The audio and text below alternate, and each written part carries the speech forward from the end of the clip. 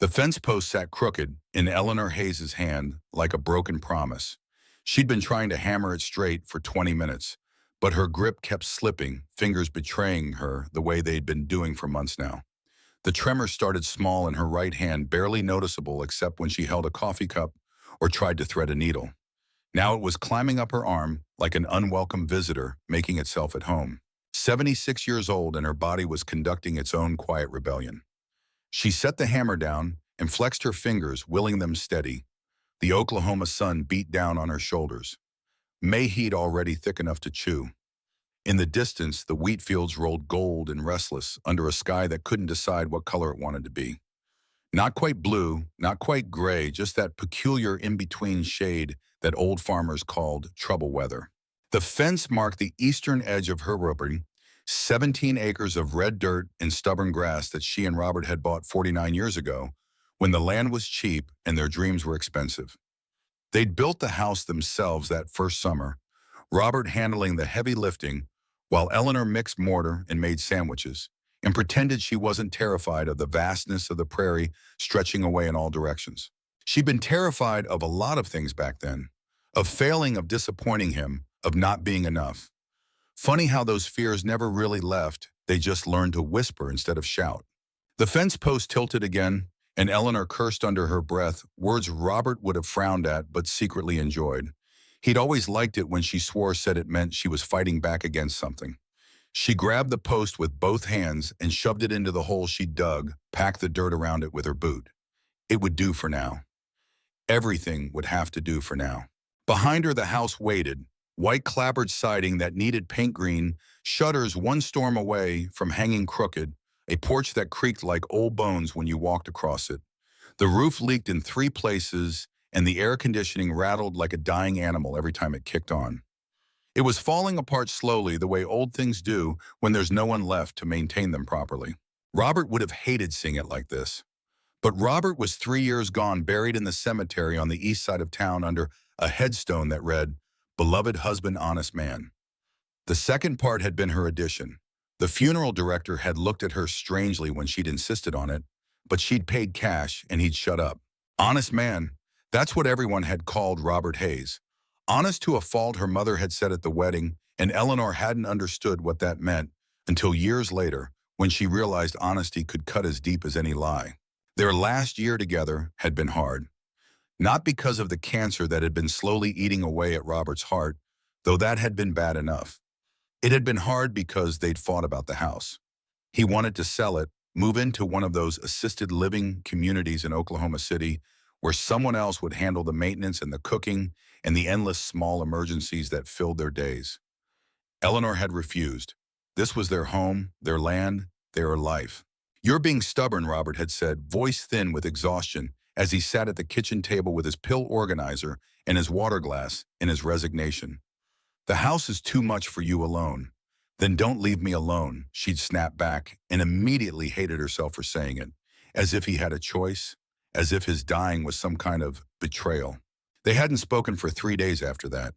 3 days of loaded silence and separate rooms and meals eaten, standing at the counter, because sitting at the table together felt like admitting something neither of them wanted to face. And then Robert had woken up one Tuesday morning, made coffee, and said, "I'm sorry, you can keep the house if it makes you happy," but he hadn't sounded sorry. He'd sounded defeated. Eleanor had forgiven him. Of course she'd forgiven him. What else could she do? You don't hold grudges against dying men. But she'd never forgotten that resignation in his voice, that quiet surrender to her stubbornness. It sat between them like a ghost even after he was gone, especially after he was gone. Now here she was 3 years later, alone with a crooked fence post in hands that wouldn't stop shaking and a house that was slowly consuming itself through neglect. Robert had been right about one thing: it was too much for her. But admitting that felt like admitting he'd won their last argument, and she'd be damned if she'd let him win after he wasn't even here to gloat about it. She picked up the hammer again, and this time her grip held. Small victories. That's what life became after 75. Small victories and smaller defeats, and the occasional afternoon where you could almost forget how lonely the silence had become. A sound drifted across the fields, then faint but growing. Not thunder, though the sky was dark enough for it. Not wind, though the air had that pre-storm weight to it. It took Eleanor a moment to place it engines. Multiple engines coming from the highway that ran along the northern edge of her property. She turned, shading her eyes. The sound grew louder, closer, until she could make out individual notes in the symphony of machinery. Motorcycles, a lot of them. Eleanor frowned. The highway occasionally got traffic from the nearby Air Force Base military personnel heading to and from duty. But this didn't sound military. It sounded wrong, urgent, like something running rather than simply traveling. The first bike appeared around the bend where the highway dipped rapidly below the overpass. Then another. Then 10, 20 more, a long snaking line of them, all moving fast, too fast for the posted speed limit. She could see them clearly now against the darkening sky, leather and chrome catching what little light remained. And she could see the patches on their backs. Even from this distance, even with her aging eyes, she recognized the symbols. The skull, the wings, the letters that spelled out a reputation, Hell's Angels. Eleanor had never seen one in person before, but everyone knew about them. They'd made the news a few times over the years for various reasons, some charitable and some less so. Robert had strong opinions about motorcycle clubs. Gangs, he'd called them. Organized crime wrapped in Americana and engine grease. Eleanor had never been quite sure what she thought. They'd always seemed like something from a different world, one that didn't intersect with her quiet life on 17 acres in rural Oklahoma. But here they were, a whole convoy of them tearing down the highway like hell itself was chasing them. And then Eleanor looked at the sky behind them and realized something was. The clouds had been building all day, that peculiar greenish gray that Oklahomans learned to respect. Tornado weather. She'd seen it 1,000 times over the decades, had sheltered through more twisters than she could count. Usually there was time. Usually the sirens went off early enough to give you warning to let you grab the essentials and get underground. But no siren had sounded. Eleanor frowned, looking back toward town. From here she could just make out the top of the water tower and mounted on it the tornado siren that had been there for as long as she could remember. Silent, completely silent. Maybe it was broken. Maybe the town council had finally let the maintenance lapse the way they'd been threatening to for years, budget cuts and fiscal responsibility, and all those pleasant phrases that meant no one wanted to pay for safety until it was too late. Or maybe it wasn't broken at all. Eleanor shook her head, dismissing the thought. No time for paranoia. She turned back to the highway and the motorcycles in the sky beyond them, and her breath caught. The tornado was there. Not forming, not building, but there fully realized and bearing down like the fist of an angry god. It was massive, a wedge of black fury nearly a mile wide, chewing up the landscape with methodical violence. She could see debris spiraling in its wake, pieces of buildings and vehicles and lives spinning like prayer flags in a demonic wind. It was coming straight for them. The motorcycles weren't running from law enforcement or rival gangs. They were running from death itself, and from the look of it, death was gaining. Eleanor stood frozen for one long heartbeat, her mind trying to process what her eyes were showing her.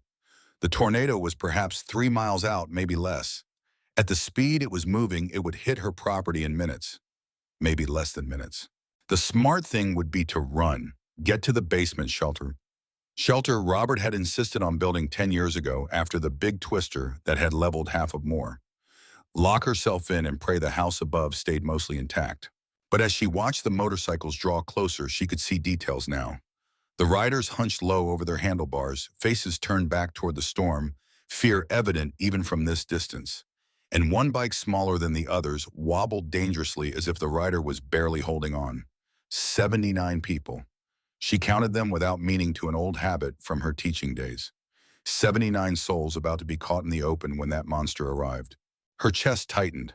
Not with fear, not exactly. With something Robert had called her hero complex, with equal parts affection and exasperation. That stubborn refusal to look away when someone needed help, even if helping meant putting yourself at risk. You can't save everyone, Ellie Robert had said once after she'd brought home a stray dog that turned out to be rabid.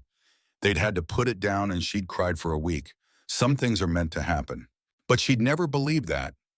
Never accepted that some people were just meant to suffer while others stood by and watched. It was that belief that had driven her into teaching, that had kept her working until her knees gave out and the school board forced her into retirement. That belief that you could make a difference if you just tried hard enough. Robert had loved her for it, but he'd also worried it would get her killed someday. Eleanor looked at the basement entrance, the storm door angled into the earth like a mouth waiting to swallow her whole.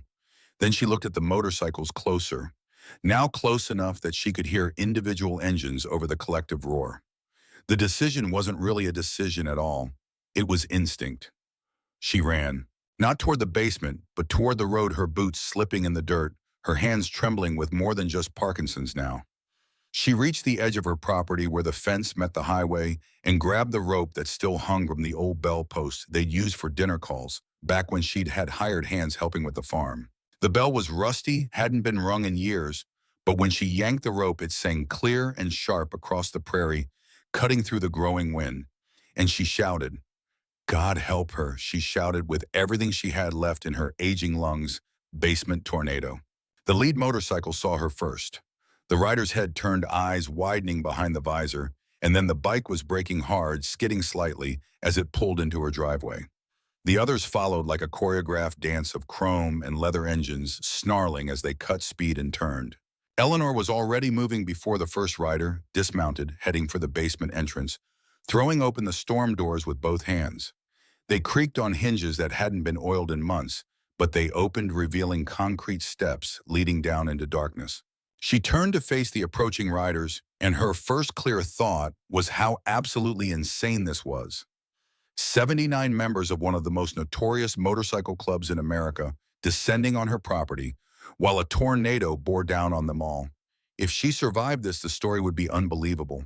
If she survived this, the first rider to reach her was a man tall and broad-shouldered, with gray threading through the hair that stuck out from under his helmet. His patch read Marcus, and beneath it, President.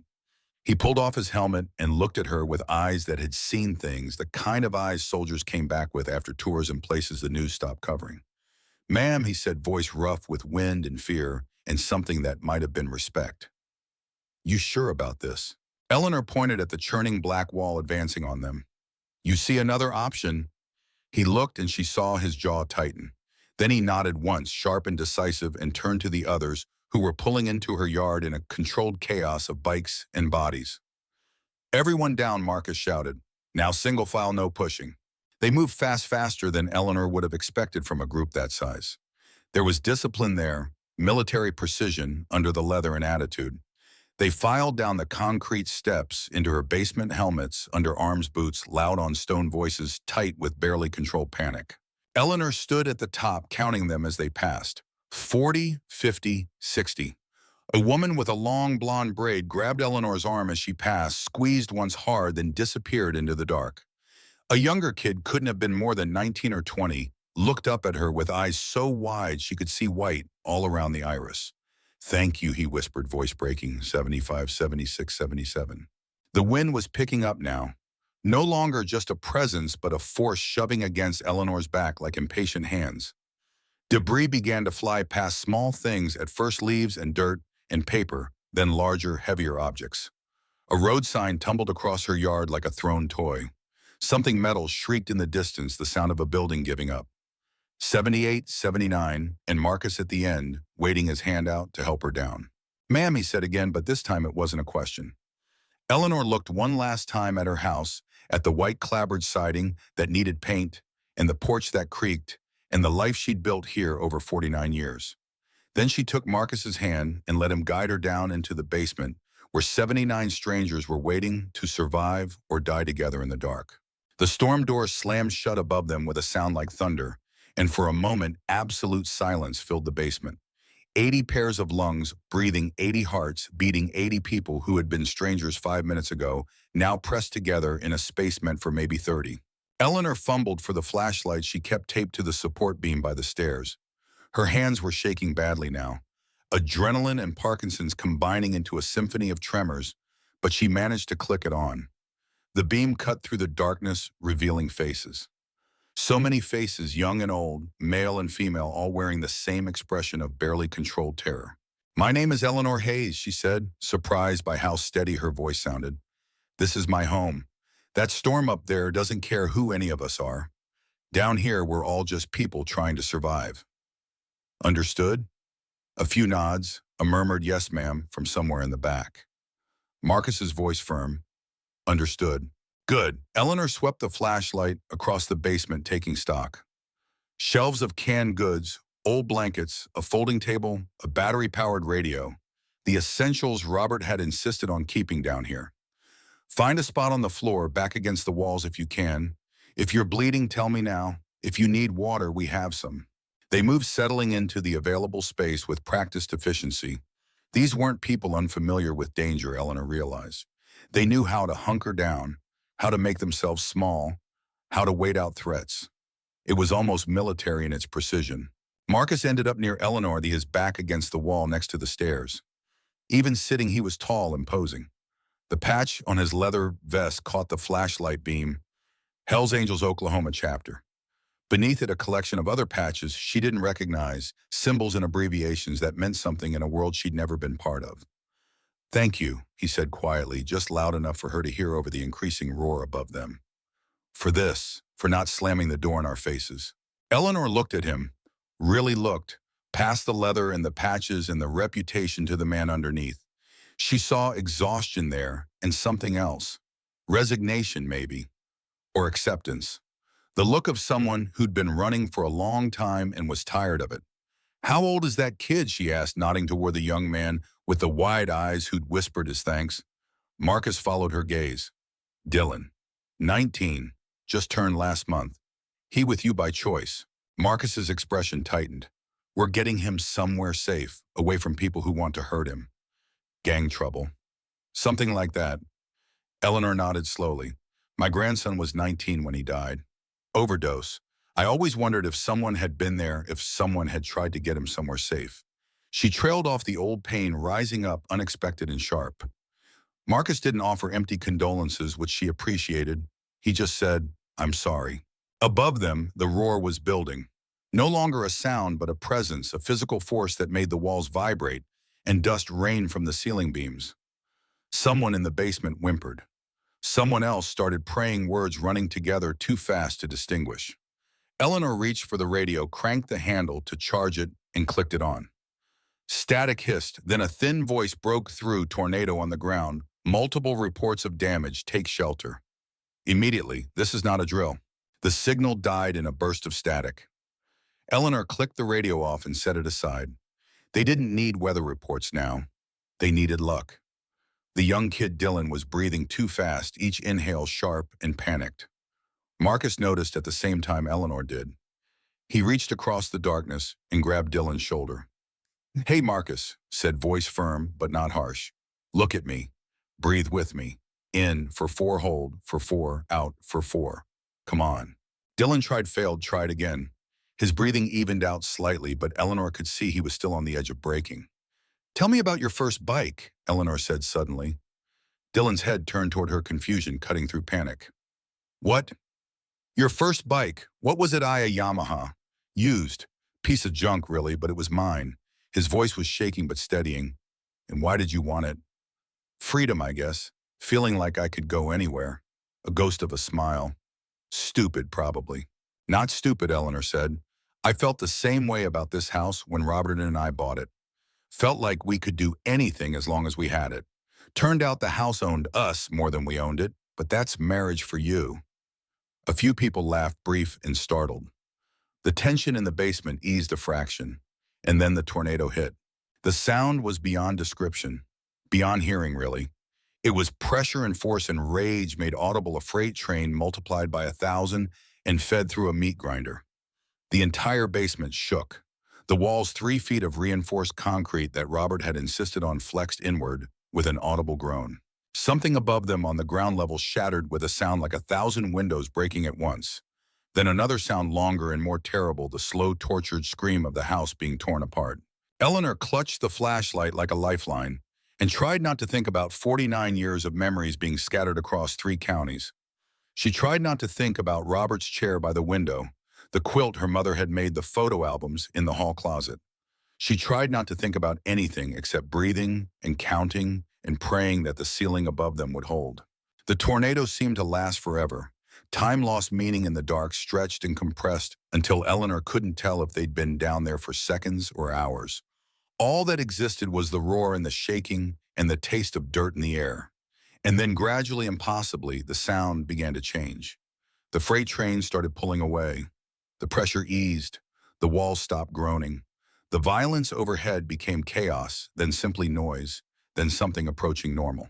Eleanor waited. You didn't trust Tornado's silence. It liked to trick you, liked to make you think it was over, so you'd come out, and then it would circle back for a second helping. She forced herself to count to 300, slow and steady, before she spoke. Everyone okay? She called out. Sound off if you're hurt. A chorus of voices came back, shaky but whole. No one was seriously injured, though a few people had bumps and bruises from being thrown against the walls. Minor miracles in a night full of them. Marcus stood slowly, joints popping in the dark. Stay here, he told his people. Let me check it out first. He climbed the stairs with Eleanor following, ignoring his protest. It was her house, or what was left of it. She had a right to see. The storm door was jammed, debris piled against it from outside. It took both of them pushing Marcus's considerable strength and Eleanor's stubborn determination to shift it enough to squeeze through. And when they did, when they climbed up into what had been her yard and looked around at the devastation, Eleanor felt something inside her crack open. The house was gone. Not damaged, not partially destroyed. Gone. Where her home had stood 5 minutes ago, there was nothing but a foundation and scattered lumber. The walls had been peeled away like paper. The roof was completely absent, probably decorating someone else's property by now. Her furniture, her belongings, her life, all of it was just gone.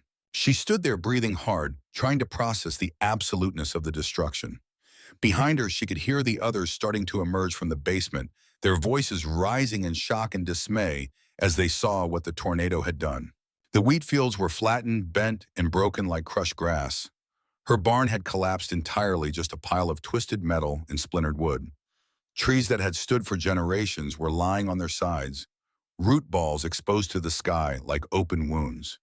And in the middle of it all, on what used to be her front porch, sat a single object that the storm had somehow seen fit to spare Robert's toolbox, battered but intact, its red paint gleaming in the gray afternoon light.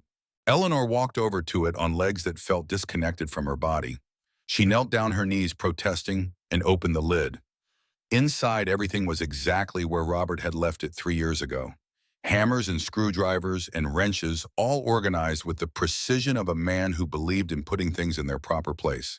And underneath the top tray, tucked in where she'd never thought to look, was an envelope. Her name was written on it in Robert's careful handwriting. Eleanor, read this when you survive what I couldn't stop. Her hands started shaking again as she picked it up. Around her, the members of Hell's Angels were checking on each other, taking stock of injuries and lost equipment. Marcus was on his phone trying to get a signal. Dylan was sitting on a piece of foundation, staring at the destruction with the blank expression of someone whose brain had temporarily given up on processing reality. Eleanor opened the envelope. The letter inside was short, just a single page, but every word felt like Robert reaching through time to grab her by the shoulders. Ellie, if you're reading this, it means I'm gone, and you're still here. I'm sorry for that. Sorry I won't be there to help you through whatever comes next. But I need you to know something. The tornado sirens in this county haven't been maintained in 3 years. I know because I tried to get the council to allocate funds and was shut down every time. There's a company, Brennan Development, that's been buying up disaster-damaged property for pennies on the dollar. They have connections in the county government, Sheriff Blackwood specifically. I started digging into it last year when the Petersons lost their farm after that hailstorm. Something wasn't right about how fast they were pressured to sell, about how the insurance claims got complicated. I think I was right. I think there's a pattern. And I think someone noticed I was asking questions. My heart, Ellie. The doctor says it's just age, just stress, just bad luck. But my medications changed 3 months ago. New pharmacy, new pills and old bottles. I can't prove anything, but I know what's happening to me isn't natural. If something happens, if they come for the house after I'm gone, fight them. Not because the house matters, not because you need to win some argument we had about where to live. Fight them because they killed me and they can't be allowed to keep doing this to people. I've been collecting evidence. It's all in the safe in the barn combination your birth year. Financial records, emails, I intercepted maintenance logs for the sirens. Everything you'll need. I love you, Ellie. I'm sorry I won't be there to stand with you, but you've always been stronger than you know, stronger than I ever was. Don't let them take what's yours. Robert Eleanor read the letter 3 times before the words really penetrated. Robert had known. He'd known, and he'd tried to protect her by dying with his secrets intact, but he'd also left her the tools to fight back. Murdered. Her husband had been murdered slowly and carefully by people who wanted his investigation to go away, and the barn where he'd hidden the evidence was now a pile of rubble. She stood up, folding the letter carefully and slipping it into her pocket. Her hands had stopped shaking. The tremor from the Parkinson's was still there, would always be there, but the fear shake was gone, replaced by something colder and harder. Marcus appeared at her elbow. Ma'am, you should sit down. I look like someone whose house just got destroyed by a tornado that no one warned us about, Eleanor said flatly. Help me search that barn debris. We're looking for a safe. Marcus's eyes narrowed. Why? Eleanor pulled out Robert's letter and handed it to him. Because someone murdered my husband and used a tornado to cover their tracks. And I'll be damned if I'm going to let them get away with it. Marcus read the letter in silence. When he looked up, his expression had changed. No longer just sympathetic, but calculating. The look of a tactician assessing a battlefield. You're talking about going to war with the sheriff in a development company, he said carefully. That's not a small thing. I'm talking about justice, Eleanor corrected. There's a difference. Not in practice, there isn't. But Marcus was already moving toward the barn wreckage, already gesturing for others to join him. You heard the lady. We're looking for a safe, small, probably fireproof. Could be buried in this mess anywhere. They searched as the afternoon light faded toward evening. It took 40 minutes and a dozen scraped hands before Dylan shouted from the far side of the debris pile. Found something. The safe was battered but intact, wedged under a support beam that had probably saved it from being carried off with the rest of the barn. Eleanor knelt beside it and spun the combination lock with fingers that suddenly felt steady. Her birth year, 1950. It clicked open. Inside were 3 flash drives, a stack of papers, and another envelope marked, "For attorney, do not open." Eleanor stared at the contents for a long moment, then looked up at Marcus and the others who had gathered around. I need help, she said simply. I need protection while I figure out what to do with this. I need witnesses. I need... She trailed off, not sure exactly what she needed except that she couldn't do this alone. Marcus crouched down beside her, his knees popping. You saved 79 lives today. We don't forget that. Hell's Angels pay their debts. This isn't about debts, Eleanor said. No, Marcus agreed. It's about what's right. But the debt is real anyway. You need help, you've got it. Whatever you're planning, we're in. Dylan stepped forward, his young face set with determination. They killed your husband. They almost killed all of us by shutting down those sirens. Someone needs to answer for that. Eleanor looked around at the faces surrounding her, these strangers who an hour ago had been nothing more than a reputation and a patch. They were watching her with something that looked almost like loyalty, or maybe just the recognition of a shared enemy. Okay, she said, getting to her feet with Marcus's help. Then here's what we're going to do. But before she could continue, headlights appeared at the end of her driveway, cutting through the gathering dark. A vehicle moving slow and deliberate. As it got closer, Eleanor could make out the light bar on top and the shield on the door. Sheriff's Department. Well, Marcus said quietly, his hand moving toward his belt, where Eleanor noticed for the first time he was carrying. That didn't take long. Eleanor put her hand on his arm. No, not like that. Let me handle this, ma'am. My house, my fight. You all stay visible but calm. Record everything if you can, and if something happens to me, get that safe to a lawyer. Any lawyer not from this county. She walked forward to meet the vehicle, her boots crunching on broken glass and scattered insulation. The patrol car stopped 10 feet from her engine idling, and a man stepped out. Sheriff Warren Blackwood was a big man running slightly to fat in the way of people who'd once been powerful and were still trading on the memory. His uniform was crisp, despite the disaster around them, his boots clean like he'd avoided walking through anything messy. He looked at Eleanor with an expression of practiced sympathy that didn't reach his eyes. Mrs. Hayes, he said, voice smooth as oil. I heard you had some unexpected guests during the storm. Just wanted to check that everything's all right. Eleanor looked past him at the destroyed house, the flattened fields, the 79 motorcycle riders watching from various positions around the property. Everything's fine, she said. Thanks for checking. Blackwood's eyes narrowed slightly. That's quite a crowd you've got here. Must be frightening being surrounded by. He paused, letting the implication hang. Strangers. They're not strangers, Eleanor said. They're the people I saved from a tornado that your sirens didn't warn us about. Yes, about that. Blackwood pulled out a notepad, making a show of consulting it. We've been having technical difficulties with the warning system. Storm damage most likely. I'm sure you understand these things happen. I'm sure they do, Eleanor agreed pleasantly. Just like I'm sure you'll be investigating why a system that was supposedly working fine yesterday suddenly failed right before the biggest tornado to hit this county in a decade. Blackwood's smile hardened. Mrs. Hayes, I understand you're upset. You've lost your home, you're in shock. Maybe it would be best if you came into town, let us find you somewhere safe to stay. Somewhere calm. I am somewhere safe, Eleanor said. This is my property. I'm staying on it. With them, Blackwood gestured at the bikers. Mrs. Hayes, I don't think you understand what kind of people these are. I understand exactly what kind of people they are, Eleanor said. They're the kind who helped me search my property for something important. They're the kind who are making sure I'm not alone right now. What kind of person does that make you? Sheriff showing up after the dangers passed to ask questions. The mask slipped for just a second, and Eleanor saw something cold and calculating behind Blackwood's official concern. Then it was back the sympathetic authority figure dealing with a traumatized old woman. Well, if you insist on staying, I'll need to take down some information.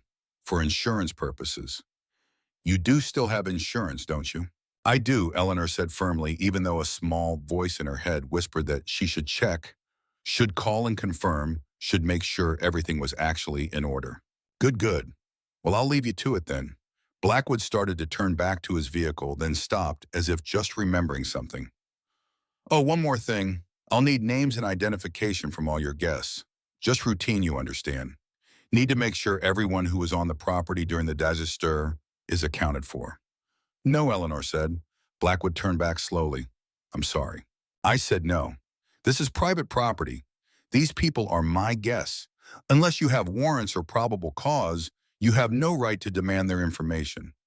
The sheriff's expression went flat. Mrs. Hayes, I'm trying to help you. But if you're going to be difficult, I'm not being difficult, Eleanor interrupted. I'm being precise. And unless you have official business, Sheriff, I'd appreciate it if you left my property. I have a lot of cleaning up to do. For a long moment, Blackwood just stared at her.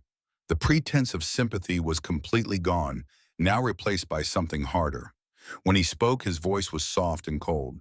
You should be very careful, Mrs. Hayes. This county has rules about emergency housing, about condemned properties, about unsafe structures. It would be a shame if you found yourself declared unfit to make your own decisions. Happens sometimes with elderly folks after trauma. For their own protection, you understand. Eleanor felt ice slide down her spine, but she kept her voice steady. Was that a threat, Sheriff? That was advice, Blackwood said. Take it or leave it. He got back in his vehicle and drove away, tires crunching over debris.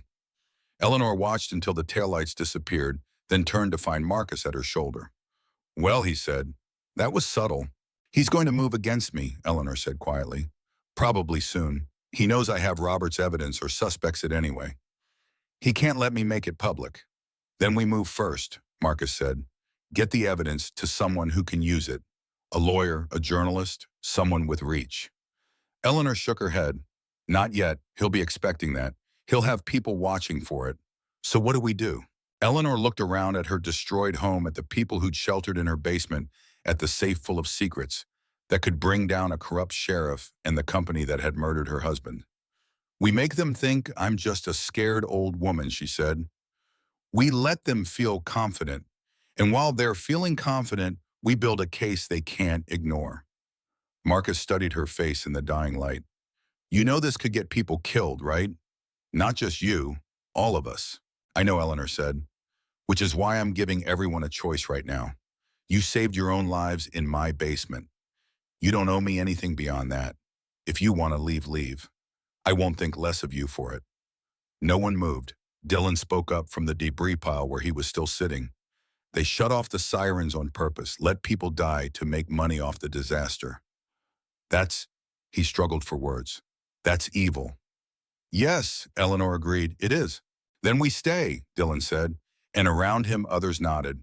Marcus put his hand out and Eleanor shook it, the gesture formal and binding. All right then, she said. First things first. We need power, water, and shelter. Can you help with that? Already on it, Marcus said, pulling out his phone. I've got people who can get us generator supplies, everything we need to set up a camp on your property. If you'll have us, I'll have you, Eleanor said. As night fell completely as the temperature dropped and the reality of what she'd lost started to settle in, Eleanor sat on the foundation of her destroyed home and held Robert's letter in her hands. Around her, the members of Hell's Angels were already organizing, making calls, setting up temporary shelter. Someone found a tarp and strung it up. Someone else started a fire in a barrel. Small acts of civilization being rebuilt from chaos. And Eleanor, 76 years old with Parkinson's, starting to claim her hands and grief still fresh in her chest, made a decision. She wasn't going to just fight, she was going to win. For Robert, for these strangers who'd become allies, for every person who'd been crushed by systems that valued money over lives. The storm had taken her house, but it hadn't taken her, and that she thought was going to prove to be Sheriff Blackwood's biggest mistake. The first night was the hardest, not because of discomfort, but because of silence. Eleanor had grown accustomed to silence over the 3 years since Robert died, but this was different. This was the silence of absence, of everything she'd known being stripped away by wind and violence. She sat in a camping chair someone had produced from nowhere, wrapped in a blanket that smelled like motor oil and leather, watching shadows move around the makeshift camp. The Hells Angels had transformed her property into something functional with startling efficiency. Generators hummed. A cooking station had materialized, producing coffee that tasted like salvation. People moved with purpose, checking on each other, organizing supplies, making calls to people Eleanor would never meet, but whose help was apparently guaranteed.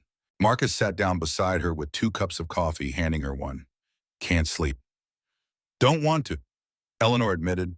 Feels like if I close my eyes, I'll wake up and find out the last 3 years were a dream.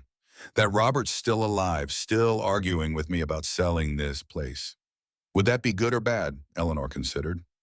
Both. I'd get him back, but I'd also know I was going to lose him again. Not sure which is worse. They sat in silence for a while, sipping coffee that was too hot and too bitter, but exactly what the moment needed. Around them, the camp was settling into the rhythms of night watch. Marcus's people rotated shifts without being told, a military precision that spoke to training and experience. How many of your people are veterans? Eleanor asked. Most. Hell's Angels has always had a strong military connection. Marines mostly, but all branches. Marcus stared into his coffee. We understand certain things about loyalty and brotherhood that civilians sometimes don't. And we understand what it's like to be judged by how we look rather than who we are. The sheriff thinks you're criminals.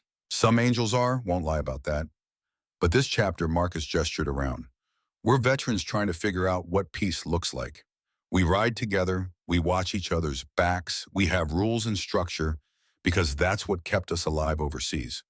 Doesn't always translate well to civilian life, Dylan, Eleanor said. He's not a veteran. Marcus's expression tightened. No, Dylan's something else. A mistake we're trying to correct before it's permanent. What kind of mistake? Marcus was quiet for so long Eleanor thought he wouldn't answer. Then Dylan grew up in Tulsa. Bad neighborhood, worse family situation. Father in prison, mother on drugs. He fell in with a local gang, Los Diablos, when he was 16. Did some things he's not proud of. Hurt people. Eleanor's chest tightened.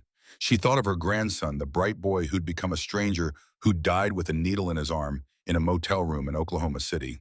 About 6 months ago, Marcus continued. Dylan decided he wanted out. Gangs don't like that. They especially don't like it when you know things that could send people to prison. Dylan came to us because his father was an angel before he got locked up, asked for protection. And you gave it. We're trying to. But Los Diablos has a long reach. That's why we were moving Dylan when the tornado hit, taking him to a chapter in Colorado where he could disappear for a while. He has a warrant, Eleanor said. It wasn't a question. Marcus looked at her sharply. How'd you know? The way he flinched when the sheriff showed up. The way he keeps looking over his shoulder. He's wanted for something. Assault. Bar fight in Texas 2 years ago. Kid he hit ended up with a broken jaw and a concussion. Dylan was 19, drunk stupid. The other guy pulled a knife first, but Dylan didn't stick around to tell his side. Just ran. Will they come for him? Probably. Sheriff Blackwood strikes me as the type to use any leverage he can find. Eleanor thought about that, about the layers of vulnerability stacking up. She had evidence against a corrupt sheriff. She was harboring someone with a warrant. She was 76 years old with Parkinson's disease and no home. On paper, she looked like the perfect victim. Good, she said. Marcus frowned. Good, he'll underestimate me. They always do. Old woman alone scared. He'll think I'll break easily. And you won't, Eating. Eleanor smiled without humor. Marcus, I taught high school English for 40 years. I've dealt with teenage girls who thought they could destroy me with rumors, and teenage boys who thought physical intimidation was an argument. I once had a parent threaten to sue me because I failed their son for plagiarism. I've been underestimated my entire life. She took another sip of terrible coffee. Sheriff Blackwood is about to learn that's a mistake. The next morning brought complications in the form of a white news van pulling onto her property. Eleanor was helping Dylan organize supply crates when she saw the bright logo on the side announcing Channel 4 News from Oklahoma City. Shit, Dylan muttered, already moving toward the shadows. No, Eleanor said, catching his arm. Stay visible. Look helpful. Look normal. But the warrant is from Texas, not Oklahoma. If the sheriff wanted you arrested, he'd have done it yesterday. This is surveillance, not enforcement. She squeezed his arm. Trust me. A woman emerged from the van, late 30s, sharp suit, somehow surviving the rural setting, followed by a cameraman who looked like he'd rather be anywhere else. The reporter spotted Eleanor and headed over with practiced efficiency. Mrs. Hayes, I'm Jennifer Marks, Channel 4 News. I heard about what happened here during the tornado. Is it true you sheltered dozens of people in your basement? Eleanor glanced at Marcus, who had appeared at her elbow. He shook his head slightly. Don't give them anything. But Eleanor had a different idea. 79 people, she said clearly. The tornado warning sirens didn't go off. These folks would have died on the highway if there'd been nowhere to shelter. Jennifer's eyes lit up with the scent of a story. The sirens didn't activate. That's a serious failure. Yes, Eleanor agreed. Very serious. Can we get footage of the damage? Maybe an interview. Eleanor considered. A news crew meant witnesses, documentation, public attention. All things that would make it harder for Sheriff Blackwood to make her quietly disappear. On one condition, Eleanor said, you report the full story. The tornado damage, yes, but also the siren failure. The questions that need to be asked about why a county warning system failed during the biggest storm of the season. Jennifer smiled. We can do that. The interview took 20 minutes. Eleanor stood in front of the destroyed house foundation and talked about hearing no warning, about seeing the tornado bearing down, about making the choice to open her shelter to strangers. She was careful, precise, giving facts without speculation. And these people, Jennifer gestured at the Hells Angels moving around the property. They're still here. They're helping me, Eleanor said simply. I lost my home. They're making sure I'm not alone while I figure out next steps. Some people might find it unusual, a woman of your age housing a motorcycle club. Eleanor looked directly at the camera. Some people might find it unusual that tornado sirens don't work. I think we should focus on the unusual things that kill people, not the unusual things that save them. Jennifer Marks smiled, a real smile this time, not the professional mask. Good answer. After the news crew left, Marcus pulled Eleanor aside. That was smart. Public attention makes it harder for them to move against you quietly. That's the idea, but it also starts the clock. Blackwood will know I'm not just going to curl up and disappear. So what's our next move? Eleanor looked toward the barn debris where the safe still sat, hidden under a tarp. We need to know exactly what Robert found, all of it. And we need someone who can interpret it, make sense of the financial records and emails. I know a guy, Marcus said, former military intelligence, works as a private investigator now. Owes me a favor. Is he trustworthy? With his life. Mine too, if it comes to that. Eleanor nodded. Call him, but carefully. I don't know how far Blackwood's reach extends. The investigator arrived that afternoon, a lean man in his 50s named James Reeves, who looked at the motorcycle camp without visible reaction. Marcus introduced him to Eleanor, and they spread the contents of Robert's safe across a folding table under the tarp. 3 flash drives, 17 pages of printed emails, a ledger of financial transactions, and the sealed envelope marked for attorney.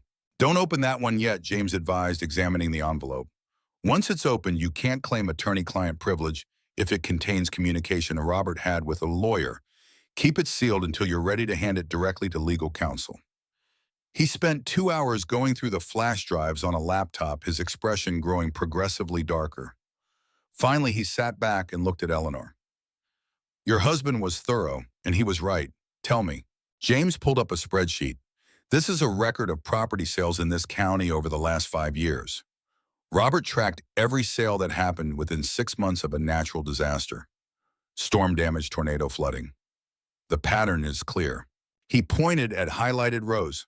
A disaster hits. Insurance companies suddenly find reasons to delay or deny claims. The county building inspector, that's Frank Morrison, by the way, issues condemnation notices for structural damage. Property owners find themselves underwater, financially speaking. No insurance payout, home, condemned, nowhere to live. And then Brennan Development swoops in, Eleanor said. Exactly. Offering cash, quick close, solving all their problems. Except the price is usually 30 to 40% below market value, sometimes more. That's disaster capitalism. That's fraud, James corrected, because Brennan Development has a silent partner. He pulled up another file. Shell company registered in Delaware, but if you follow the ownership chain far enough, he traced it with his finger on the screen. Sheriff Warren Blackwood and his brother owned 30% of Brennan Development through this shell company. Eleanor felt something cold settle in her stomach. So Blackwood profits every time someone loses their property after a disaster. More than that, look at this. James opened an email chain. These are communications between Brennan, that's Victor Brennan, the CEO, and County Maintenance Supervisor Phil Hartley. They're discussing the tornado warning system. Eleanor leaned in, reading. The emails were coded careful, but the implication was clear. Maintenance on the siren system had been deliberately delayed, parts orders canceled, routine tests skipped. They wanted it to fail, she said, voice hollow. They wanted the next major tornado to catch people unprepared, James agreed. More damage means more vulnerable property owners, means more opportunities to buy cheap. That's murder. People died. 7 confirmed deaths from yesterday's tornado, James said quietly. Probably more once they finish searching. Yes, Mrs. Hayes, it's murder. Eleanor sat down heavily. Robert had known. He'd figured it out, documented it, and they'd killed him for it. The pharmacy records, she said. Robert mentioned his medications changed. James pulled up another file. Your husband had prescriptions at Hartley's pharmacy. That's Phil Hartley's brother's business. 3 months before he died, there's a note in the pharmacy logs about substituting generic medications due to insurance changes. But Robert had the same insurance. Exactly. Someone changed his prescriptions. Probably added something to his heart medication, something that would accelerate his condition without being obvious. Eleanor closed her eyes. She'd held Robert's hand while he died, watched him slip away over weeks of declining health, and all the while he'd known. He'd known he was being murdered and said nothing to protect her. Bastards, she whispered. Yeah, James agreed. Professional bastards, too. This is organized, methodical. They've been running this operation for years. Can we prove it? In court, James hesitated. The financial connection between Blackwood and Brennan? Yes. The deliberately failed siren system, probably. The manipulation of property sales, definitely. Robert's murder. He shook his head. That's going to be harder. Circumstantial, at best. But combined with everything else, it builds a picture. What do we need to make it stick? More witnesses. People willing to testify about the pressure they felt, the suspicious timing of their insurance problems, the lowball offers from Brennan, and ideally someone from inside the operation willing to turn. Eleanor thought about that. Then she thought about the news van, the public attention, the way Blackwood had looked at her with barely concealed malice. He's going to move against me soon, she said. Try to discredit me, make me look incompetent or unstable. Almost certainly, James agreed. Good. Let him try. Every move he makes is more evidence of corruption. Marcus had been listening quietly. Now he spoke up. Eleanor, you're talking about using yourself as bait. That's dangerous. I'm 76 years old with the disease that's going to take my independence eventually anyway, Eleanor said. If I'm going to go down, I'd rather go down fighting than fading. That's not... Marcus, Eleanor looked at him steadily. I appreciate your concern, but this is my choice. They killed my husband. They let people die yesterday for profit. I have evidence that can stop them. What would you do in my position? Marcus was quiet for a long moment. Then he nodded. Same thing, but I'd make damn sure I had backup. That's why you're here. Over the next 3 days, a pattern developed. Eleanor would make public appearances at the temporary FEMA station set up in town at community meetings about disaster relief, at the hardware store buying supplies. Each time she was careful to be visible, to mention the siren failure, to ask pointed questions about building inspections and insurance procedures. And each time she felt the weight of attention. Not friendly attention, surveillance. Deputy Kyle Foster seemed to be everywhere she went, always just in view, always with his phone out. Sometimes obviously filming her, sometimes pretending not to. It was psychological pressure, the visible reminder that she was being watched. The third day she went to the county office to file for building permits and emergency assistance.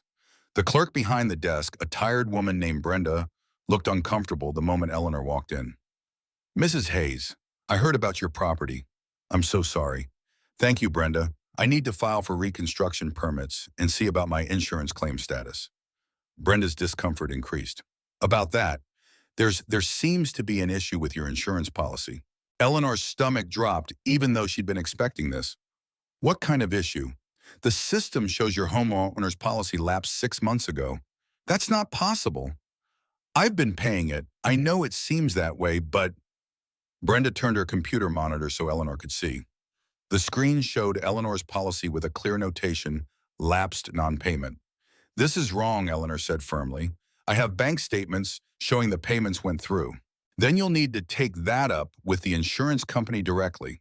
But until it's resolved, you're not covered for the tornado damage.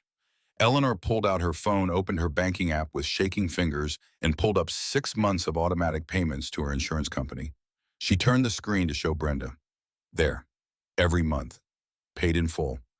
Brenda looked genuinely distressed now. I don't know what to tell you, Mrs. Hayes. The system shows what it shows. The system is wrong. Maybe so, but I can't override it. You'll need to file a dispute. How long does a dispute take? Brenda hesitated. In a normal situation, few weeks, maybe a month. But with the tornado, the insurance company is overwhelmed. Could be several months. And in the meantime, I can't get any assistance because the county requires proof of insurance before approving emergency housing funds. I'm sorry, those are the rules. Eleanor looked at Brenda's face and saw genuine sympathy there, but also resignation. This woman knew something was wrong, but she wasn't going to stick her neck out to fix it. Is there anyone else I can talk to, a supervisor? Mr. Morrison is the building inspector. He handles all disaster claims. Frank Morrison, the same man James Reeves had identified as part of Blackwood's network. Perfect, Eleanor said with false cheer. I'll speak with him. Morrison's office was down the hall, and his secretary, young, nervous, clearly told what to do, made Eleanor wait 45 minutes before allowing her inside. Frank Morrison was a small man with a large opinion of himself, the kind who compensated for physical insignificance with bureaucratic power. He looked up from his desk as Eleanor entered, and his expression managed to be simultaneously sympathetic and dismissive. Mrs. Hayes, terrible business with the tornado. I understand you lost everything. My house, Eleanor corrected. Not everything. Not yet. Morrison's smile thinned. Yes, well, I've actually been meaning to schedule an inspection of your property. Routine procedure after major structural damage. The structure is gone. There's nothing to inspect. The foundation, the basement, the land itself. Need to make sure it's safe for habitation. Can't have you living in dangerous conditions. I'm living in a tent on my own property. Yes, and that's another concern. County regulations prohibit permanent camping on residential land without proper permits. Eleanor felt anger rising but kept her voice level. Then I'll apply for a permit. I'm afraid those permits require proof of insurance and a valid building plan. Which brings us back to your insurance issue.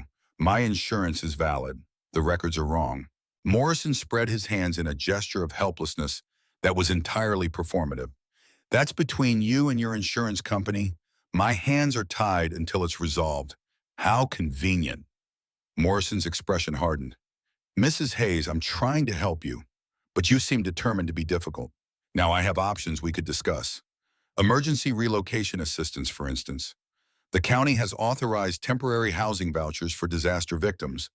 Temporary housing where? There's a very nice assisted living facility in Oklahoma City. Clean, comfortable, fully staffed. You'd be well taken care of while you sort out your situation. There it was, the trap baited with compassion and concern. I'm not interested in assisted living, Eleanor said. I'm staying on my property. That may not be possible. If I determine the land is unsafe, then I'll appeal your determination, and I'll bring my own engineer's report, and I'll file complaints with every state agency that oversees building inspections. Eleanor leaned forward, and I'll make sure the media knows that the county is trying to force a 76-year-old tornado survivor off her own land. Morrison's face flushed. That's not what's happening here. Isn't it? Because from where I'm sitting, it looks an awful lot like you're manufacturing reasons to declare my property uninhabitable, so I'm forced to sell. That's a serious accusation. Yes, it is. I'm glad we agree on that. They stared at each other across the desk, the pretense of civility completely abandoned. Finally, Morrison said, I'll be conducting my inspection tomorrow morning. 10 a.m. I strongly suggest you cooperate. Oh, I'll cooperate, Eleanor said, standing. And I'll make sure there are plenty of witnesses present. For transparency, she walked out before he could respond, her heart hammering, hands shaking badly enough that she had to shove them in her pockets. Behind her, she heard Morrison pick up his phone, voice low and urgent, making calls, reporting. Good. Let him report. Let them all know she wasn't going to be quietly bulldozed. Outside the county building, she found Deputy Foster leaning against his patrol car, phone pointed at her. Always filming. Afternoon. Mrs. Hayes, he said with false pleasantness. Having a productive day. Very, Eleanor replied. You just keeping an eye on things, making sure everyone stays safe. How public-spirited of you. Foster's smile hardened. You know, Mrs. Hayes, people are talking. Wondering why you're still hosting that motorcycle club on your property. Some folks find it concerning. I'm sure some folks find lots of things concerning. Probably concerned about the tornado sirens failing too, don't you think? Foster's expression went flat. The siren system failed due to storm damage. These things happen. Before the storm hit, lightning strike most likely. Took out the control systems. That's an interesting theory. I'm sure the state investigators will want to examine it closely. There are no state investigators. Not yet, Eleanor agreed. But I've filed formal complaints with the State Department of Emergency Management and the Oklahoma Insurance Commissioner. So there will be. Foster pushed off from his car, anger breaking through the professional mask. You're making things very difficult for yourself, Mrs. Hayes. People are trying to help you and you keep fighting them. If you wanted to help me, you'd be investigating why the sirens failed instead of following me around with a camera. I'm documenting. You're building a case, Eleanor interrupted.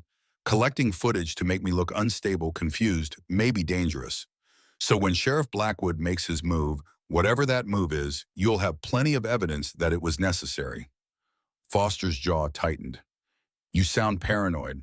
I sound informed. There's a difference. She walked past him toward where Marcus was waiting in an old pickup truck they'd borrowed from somewhere. Foster called after her, voice hard. You should be careful, Mrs. Hayes. Paranoia can be a symptom of declining mental health, especially in elderly people after trauma. Eleanor stopped, turned back. Are you threatening me, Deputy? I'm expressing concern. For your safety, my safety would be better served by law enforcement doing their actual job instead of harassing tornado survivors. She got in the truck and Marcus pulled away. In the side mirror, she could see Foster on his phone again, animated, angry. They're closing in, Marcus observed. Yes, tomorrow Morrison's going to inspect my property. He'll find it unsafe, try to condemn it. We won't let that happen. You might not have a choice. He has the authority. Then we make noise. Call the news. Get witnesses. Eleanor nodded slowly. And we need to be ready for them to escalate. They've tried isolation. They've tried bureaucratic pressure. Next comes something more direct. Like what? Like using Dylan's warrant. Like arresting people on my property to scatter everyone. Like, she trailed off thinking, like making me seem dangerous. If I'm harboring criminals, if I'm unstable, if I'm a threat to community safety, then forcing me into assisted living starts to look reasonable. Marcus's hands tightened on the steering wheel. We should get Dylan out. Send him to Colorado like we planned. No, if Dylan runs now, it confirms their narrative. We need him visible, cooperative, normal. He's not a dangerous gang member. He's a kid helping a tornado victim rebuild. That's the story. Eleanor, if they arrest him, we make sure it's public documented and obviously retaliatory. Everything they do to hurt us becomes evidence against them. They drove in silence for a while. Then Marcus said quietly, you know this might not work, right?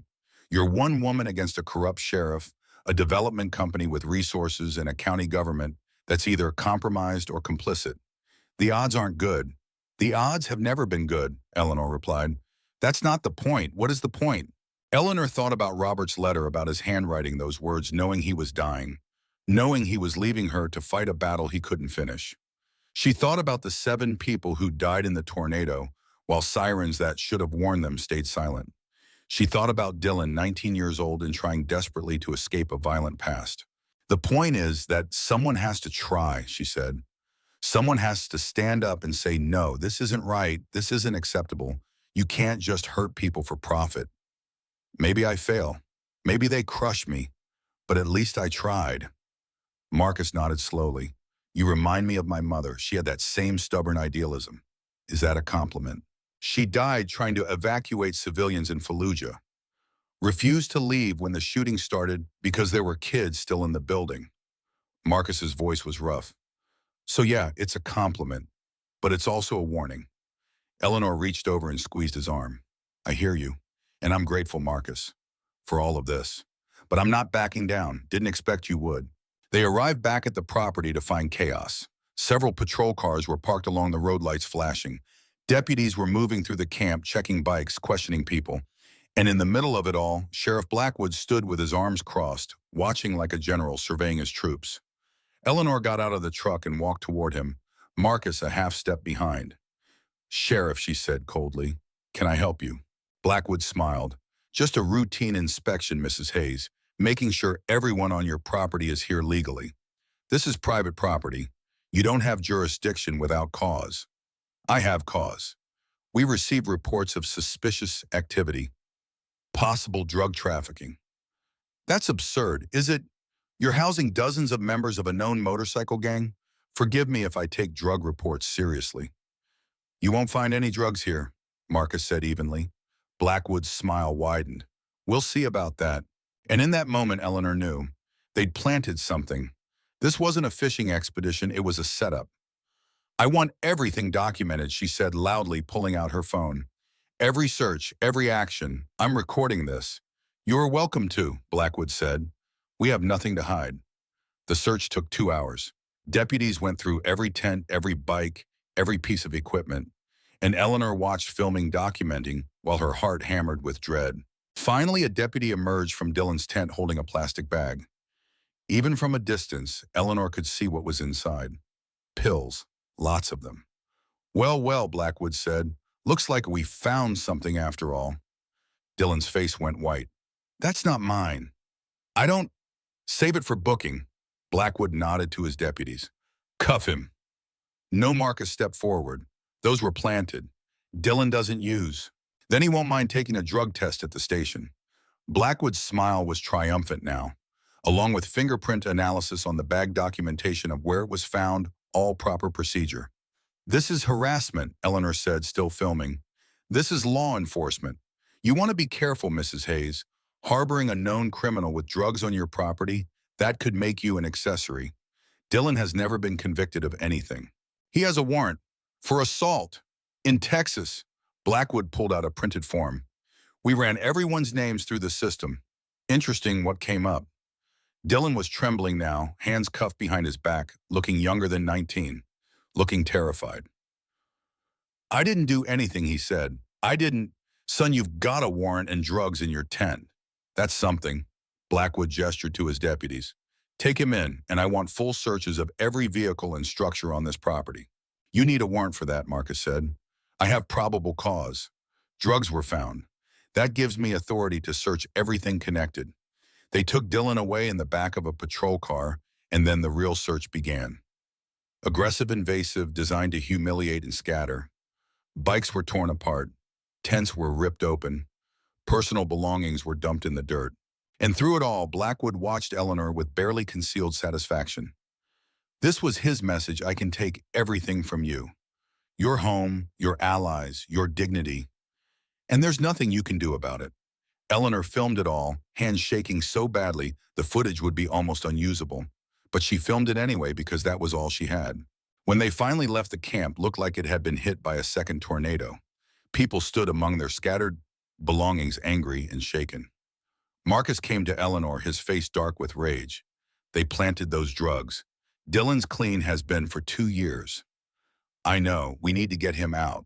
We need a lawyer, Eleanor corrected. A good one, someone who can't be intimidated. She pulled out the sealed envelope from Robert's safe, the one marked, "For attorney." Her hands were shaking so badly Marcus had to help her open it. Inside was a single business card and a note in Robert's handwriting: Simon Klein, criminal defense attorney, Oklahoma City. He knows about the Brennan case. I briefed him before I got too sick. He's expecting you if something happens. He can't be bought, R. Eleanor looked at the card, at the name printed in simple black letters. Robert had planned this. Even in his final days, he'd been building a safety net for her. Call him, she told Marcus. Now. Get him on retainer and get him working on Dylan's case. Eleanor, a lawyer like this is going to be expensive. I don't care. Whatever it takes. She looked around at the destroyed camp, at the people who'd stayed to help her when they had no reason to. They took my house. They're trying to take my land. They won't take these people. Marcus made the call, and 30 minutes later, attorney Simon Klein's voice came through the phone speaker, calm and professional. Ms. Hayes, Robert told me you might call. I'm sorry for your loss. He was murdered, Eleanor said bluntly, and the people who killed him are trying to destroy me now. One of my friends was just arrested on planted drug charges. Dylan Turner, age 19, warrant out of Texas for assault. I already pulled the case file. Your friend is right to be worried. Texas is pushing for extradition. Can you help him? I can fight the drug charges, probably get them dismissed. The Texas warrant is trickier, but it's old and the victim didn't pursue it aggressively.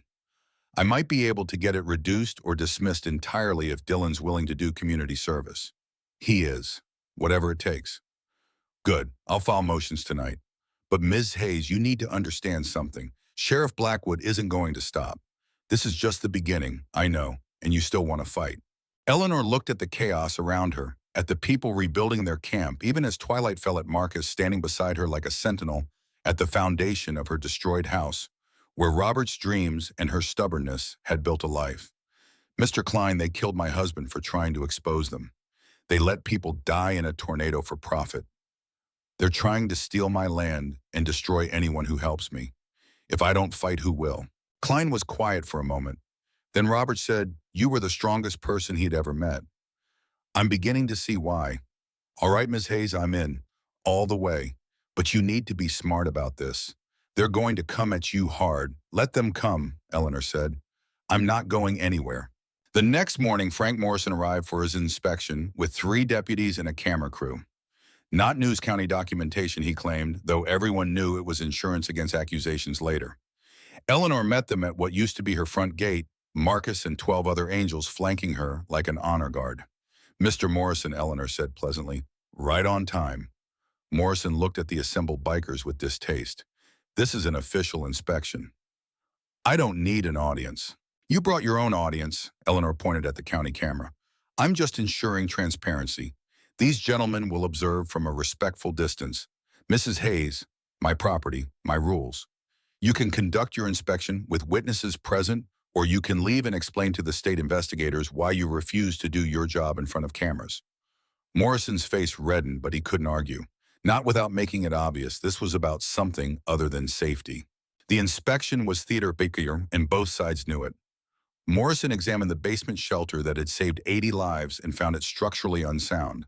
He measured the foundation that had weathered 60 years of Oklahoma weather and declared it compromised. He tested the soil that had supported crops and buildings for generations and determined it showed signs of instability. Eleanor let him perform documenting everything on her phone. Every measurement, every notation, every time Morrison discovered a problem that wasn't there yesterday. Finally, Morrison straightened up, brushing dirt from his pants, and pulled out a pre-printed form. Mrs. Hayes, based on my assessment, I'm issuing a temporary condemnation order. This property is unsafe for habitation. On what grounds? The basement structure shows significant stress fractures.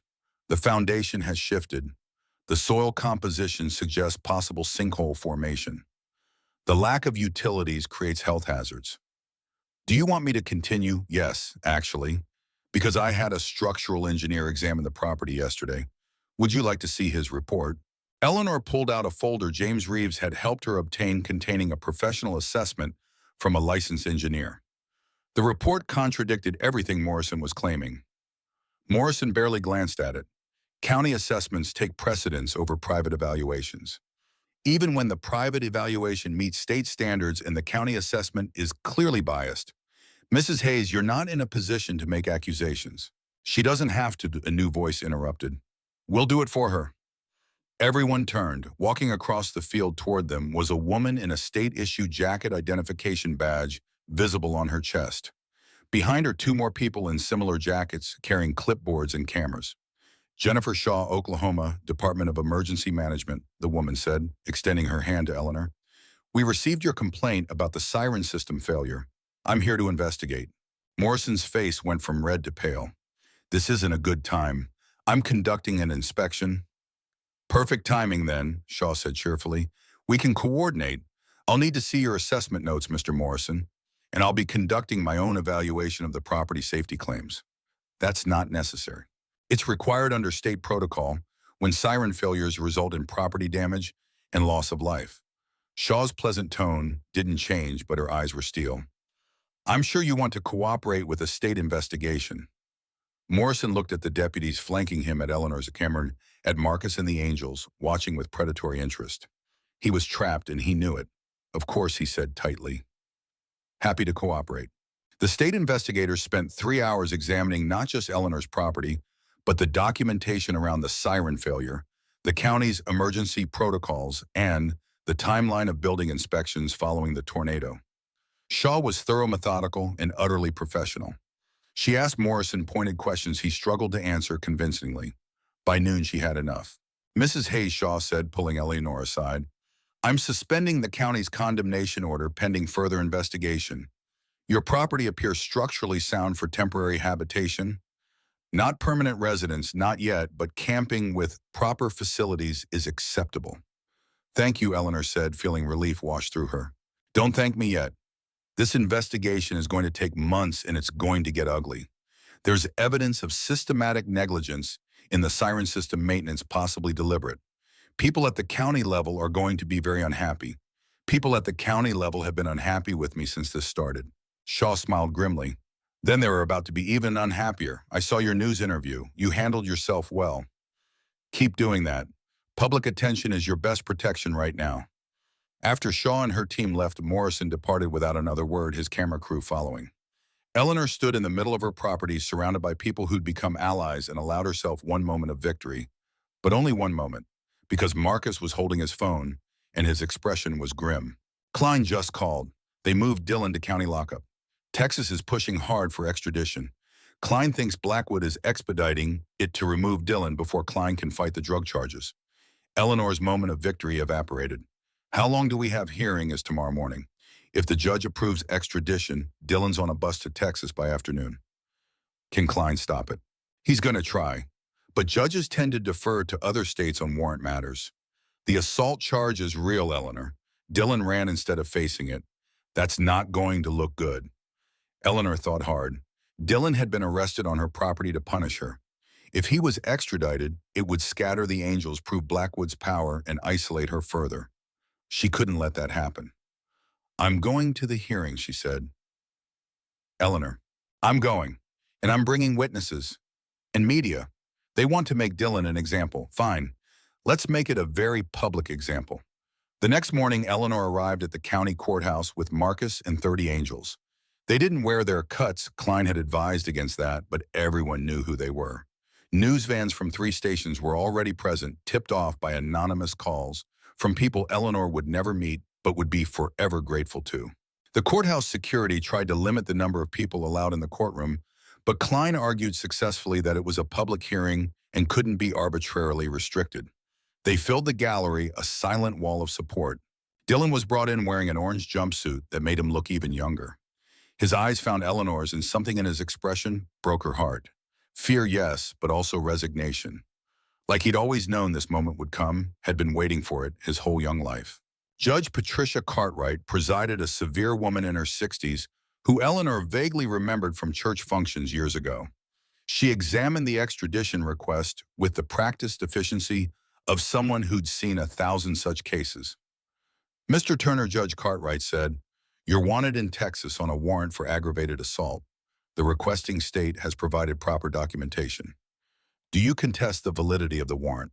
Dylan stood Klein beside him. "No, Your Honor, but I request the opportunity to address the court regarding circumstances." Cartwright frowned. "This isn't a trial, Mr. Turner. This is an extradition hearing. Your circumstances are irrelevant to whether Texas has a legal right to compel your return." "Your Honor," Klein interjected smoothly, "while extradition is largely procedural, you do have discretion in cases involving young offenders with evidence of rehabilitation. I'd like to present that evidence. You'd like to argue he shouldn't face consequences for fleeing justice. I'd like to argue he deserves consideration for the person he's become, not just the person he was at 17. Cartwright considered, then nodded curtly. "5 minutes, Mr. Klein." Klein presented quickly and efficiently Dylan's time with the Angels, the community service he'd done, the steady job he'd held before the gang trouble started. Character references from Marcus, from business owners in Tulsa who'd employed him, from a high school teacher who remembered a smart kid who'd gotten lost. And then Klein called Eleanor. She walked to the stand feeling every one of her 76 years, but she kept her back straight and her voice steady. "Mrs. Hayes," Klein said, "how do you know Dylan Turner?" "He saved my life. When the tornado hit, he was one of 79 people who took shelter in my basement.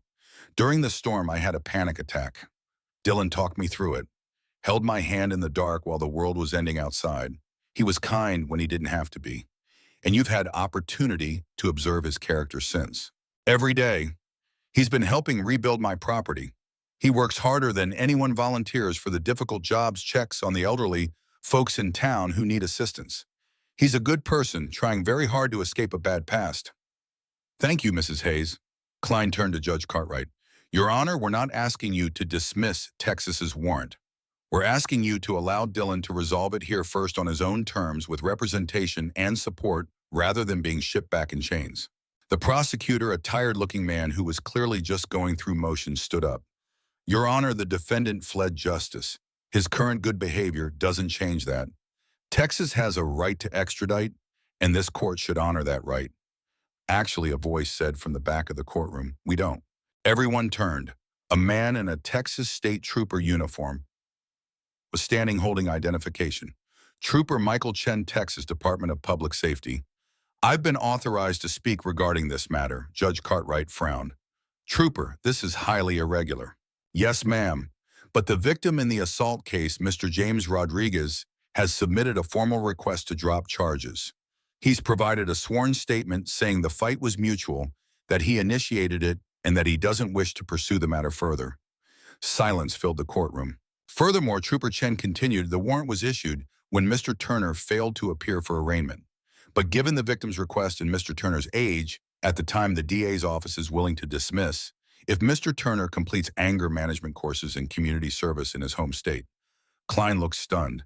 Eleanor felt tears threatening. Dylan's face went from resignation to shock to cautious hope. "Your Honor," Klein said quickly, "if Texas is willing to accept resolution without extradition, we request this court facilitate that arrangement." Judge Cartwright looked at Dylan for a long moment. "Then, Mr. Turner, this is a second chance most people don't get."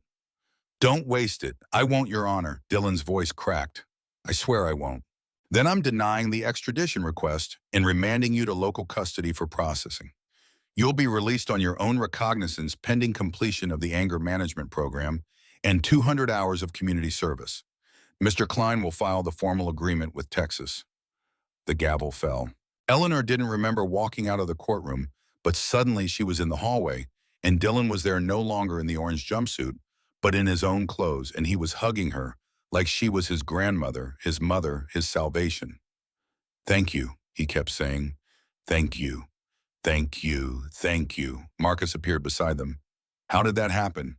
Who got to the victim? I did, a woman's voice said. Eleanor turned to find a woman in her 40s, professional clothes, tired eyes. She looked vaguely familiar.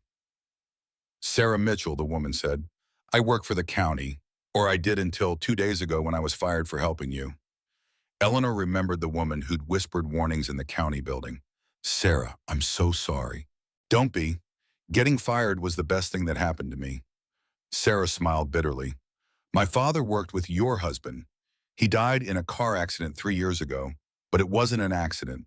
He was investigating the same things Robert was, and Blackwood's people killed him. Eleanor felt the pieces clicking into place. That's why you helped me. That's why I've been collecting evidence for 3 years. And that's why I spent the last week tracking down Dylan's victim and convincing him to drop the charges. Sarah pulled out a folder. I also have something you need. Inside the folder were emails, dozens of them, all between Sheriff Blackwood, Frank Morrison, and Victor Brennan, discussing properties to target insurance claims to complicate families to pressure. The conspiracy laid out in black and white. Where did you get these? Eleanor breathed. County email server. I had administrative access before they fired me. Downloaded everything I could before they revoked my credentials. This is... Eleanor looked at Klein, who was reading over her shoulder. This is enough, isn't it? This is more than enough, Klein said quietly. This is prosecution-level evidence. Federal prosecution. Good, Sarah said. Because I'm tired of being scared. I'm tired of watching these people destroy lives. And I'm ready to testify. Over the next week, several things happened very quickly. Attorney Klein filed criminal complaints with both state and federal authorities supported by Robert's evidence, Sarah's emails, and James Reeves's investigative report. The FBI opened an investigation into public corruption and disaster fraud. The news coverage intensified. Eleanor's story became regional, then national. An elderly widow fighting a corrupt sheriff, supported by a motorcycle club exposing systemic disaster capitalism. It was exactly the kind of narrative that captured public attention. Brennan Development's lawyers issued statements denying everything. Victor Brennan himself held a press conference claiming he was being targeted by radical elements trying to derail legitimate economic development. And Sheriff Blackwood continued to insist he was simply doing his job in difficult circumstances. But the pressure was building. Other families started coming forward, people who'd been forced to sell their properties after disasters, who'd faced sudden insurance problems and condemnation orders. The pattern was undeniable. 3 weeks after Dylan's hearing, the first arrests were made. Not Blackwood, he was too well protected for immediate action, but 2 of his deputies, including Kyle Foster, on charges of evidence tampering and false imprisonment related to the planted drugs in Dylan's tent. Morrison was suspended from his position pending investigation. And Victor Brennan, for all his lawyers and press conferences, was charged with fraud, conspiracy, and securities violations related to his company's disaster investments. Eleanor watched it unfold from her property, where the foundation of a new house was being laid by a crew of angels who decided to stay and help.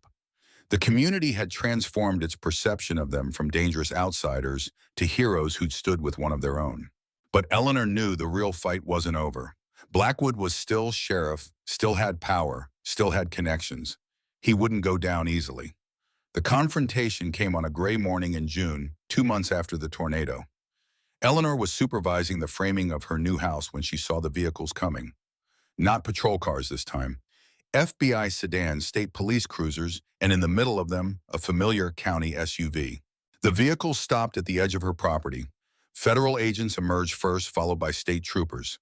And then Sheriff Warren Blackwood, this time in handcuffs. FBI agent Rivera approached Eleanor, professional and courteous. Mrs. Hayes, I wanted you to see this personally.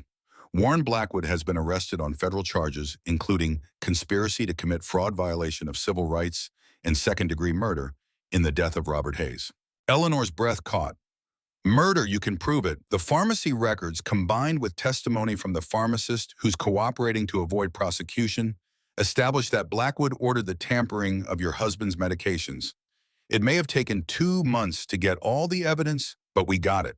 Eleanor looked at Blackwood. He was staring at her with undisguised hatred, all pretense of authority stripped away. He looked smaller, somehow, diminished by the handcuffs and the badges surrounding him. You should have sold, Blackwood said, voice bitter. Would have been easy. Taken the money, moved on. But you had to be stubborn, had to fight. Yes, Eleanor agreed. I did. Your husband died because he couldn't mind his own business. You almost followed him. But I didn't. That's the difference between almost and actually, Sheriff. You almost got away with it. Blackwood was led away still muttering threats and grievances.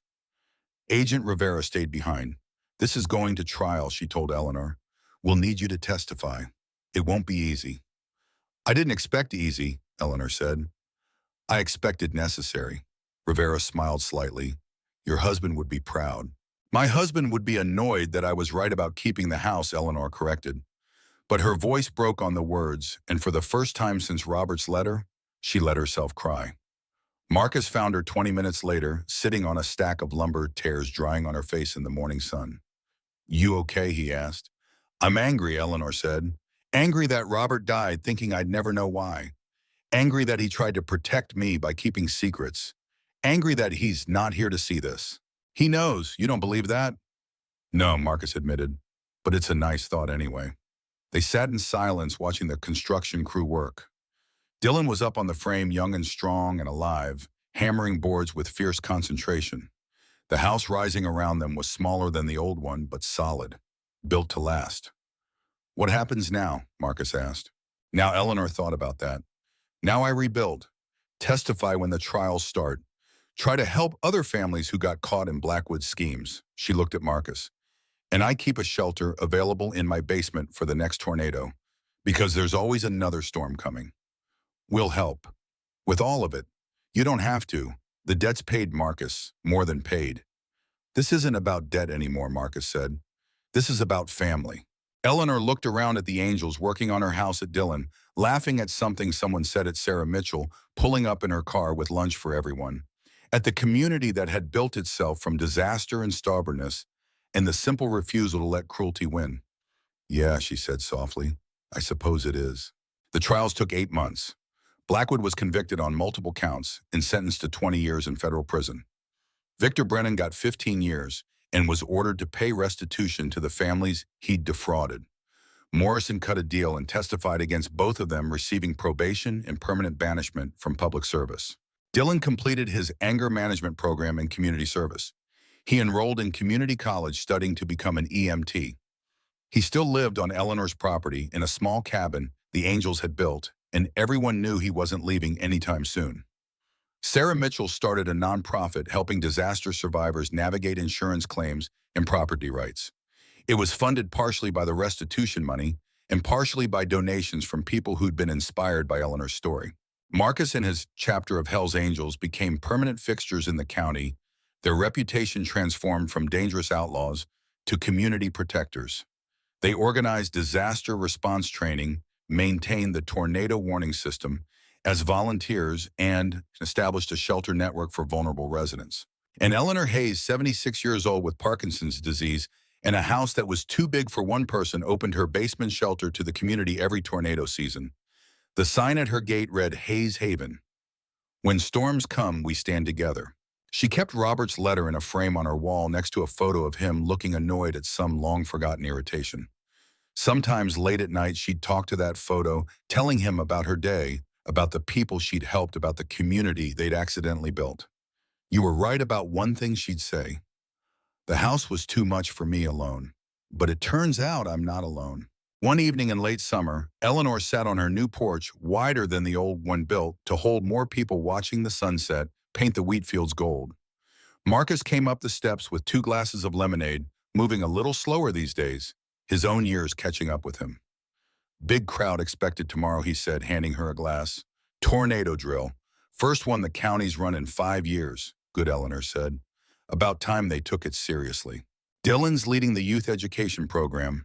Kid's a natural teacher. He reminds me of my grandson, what he could have been if someone had helped him soon enough. They sat in comfortable silence, watching day fade to dusk. Fireflies began their nightly dance across the fields.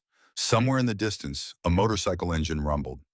You ever regret it? Marcus asked. Fighting instead of just taking Brennan's buyout would have been easier. Eleanor thought about that, really thought about it. She thought about losing Robert, losing her home, nearly losing everything. about the fear and exhaustion and moments when she'd wanted to surrender.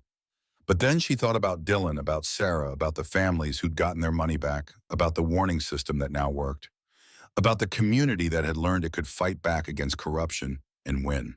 No, she said finally, easy isn't always right. Robert taught me that even if I was too stubborn to hear it while he was alive. Think he'd be proud. Eleanor looked at the photo through the window at Robert's annoyed expression, frozen in time. I think he'd say, I told you so about the house being too big. Then he'd be proud. A car pulled into the drive. A family Eleanor recognized from town bringing their elderly mother to see the shelter, wanting to make sure she knew where to go when the next storm came. Because there would be a next storm. There was always a next storm. But Eleanor had learned something important in the months since the tornado. Storms didn't have to destroy you. Sometimes if you were stubborn enough, brave enough, lucky enough to have help when you needed it most, storms could forge you into something stronger than you'd been before. She stood up, her hands trembling slightly, but her voice steady, and went to greet her visitors.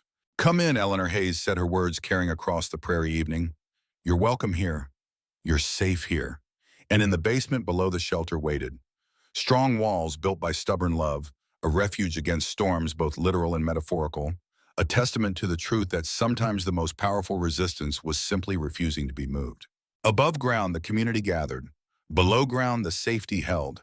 And somewhere between earth and sky, in the space where courage lived, an old woman who'd lost everything and gained a family stood watch. The wind picked up, carrying the scent of distant rain. Eleanor tilted her face toward it, unafraid. Let the storms come.